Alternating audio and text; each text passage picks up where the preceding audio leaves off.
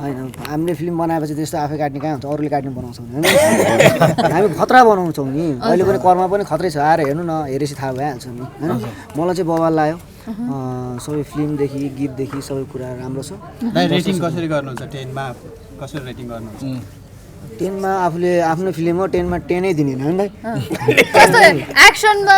विपिन कार्की कस्तो हुनु त रहेछ त त्यही भएर मैले दाइको चाहिँ एक्सन हेर्नको लागि आइदिनुहोस् एकचोटि कमेडी त दाइ भसुर ननदेखि लिएर हरेकमा कमेडी त खेलिरहेको हुन्छ होइन एकचोटि विपिन दाइलाई एक्सनमा कस्तो देख्दो रहेछ भनेर हलमा आएर हेर्नुपर्छ कि यो फाइटहरू चाहिँ साउन्डहरू पनि बवाल छ हजुर कमेडी फिल्म हेरिरहेको मान्छे एक्सनमा आउँदाखेरिको त्यो फरक पनि के केही देखिँदो रहेछ देखिहाल्छ नि एक्सन गरी कमेडी गरिराख्ने मान्छेले एक्सन गर्दा खतरै देख्दैन नि हजुर कमेडी एक्सन त भएको छैन नि छैन राम्रो भएको छ नि तपाईँको यस्तो हो कि अब बाहिरतिर हेर्नु न एउटै एक्टरले कमेडी पनि गरेर हुन्छ सबै कुरा गरेर हुन्छ नि तर कमेडीले एक्सन गर्न नसक्ने भन्ने होइन नि त विपिन दाइलाई हेरेर थाहा हुन्छ कि भर्सटाइल हो नि त उहाँ त्यही भएर नेपाली फिल्म इन्डस्ट्रीको मेरो लागि चाहिँ हो सबैको होइन